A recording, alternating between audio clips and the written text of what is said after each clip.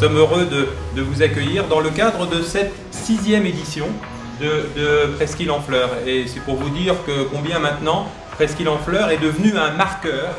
Ici à Cherbourg-Octeville, mais vous le savez aussi, et vous avez eu l'occasion de le découvrir, nous avons une tradition horticole qui date déjà depuis plusieurs siècles, qui a connu son envol au 19e siècle et qui a su se prolonger.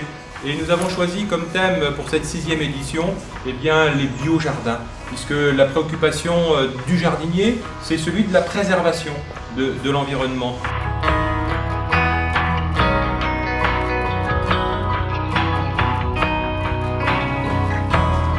Quand on m'a invité il y a 2 ans, je ne connaissais pas ce lieu, le parc des Ravalais. Je connaissais Cherbourg, mais pas ici. Donc j'ai pensé à un tableau comme un mandala, qui est quelque chose qui est un support à la méditation.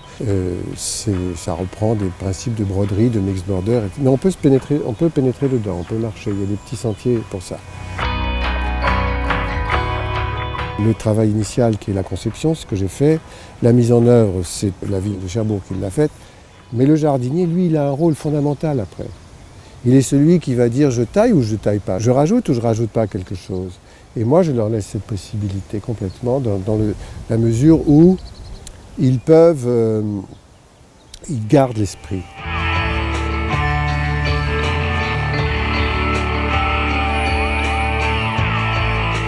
C'est une manifestation qui est très agréable. L'organisation est sensationnelle, sincèrement, c'est une expo qui est très bien organisée. Ça permet de se faire connaître un petit peu dans le coin aussi, puisque nous on vient de Bretagne. Faire connaître des plantes que l'on ne rencontre pas ailleurs, là c'est vraiment l'endroit idéal pour ça. Moi j'invite tout le monde à venir voir ce genre de choses. Il y a dans tous les domaines, aussi bien dans le domaine des plantes carnivores, des plantes aromatiques également, des petits fruits. Vous avez également des associations qui sont là. C'est très important pour tout le monde de venir exposer sa production, puisque là viennent essentiellement des gens qui sont des producteurs. Et puis l'endroit est tellement beau que je trouve que tous les 2 ans, Presqu'île en Fleurs, c'est un rendez-vous incontournable.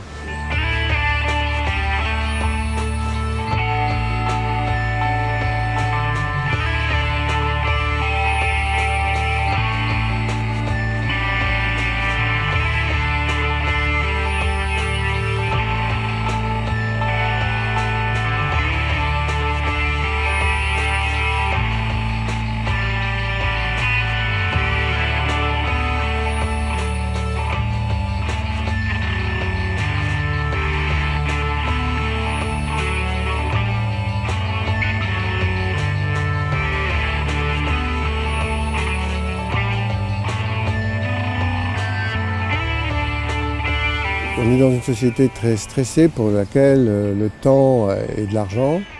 C'est une vraie catastrophe. Le temps, c'est pas de l'argent, c'est du temps.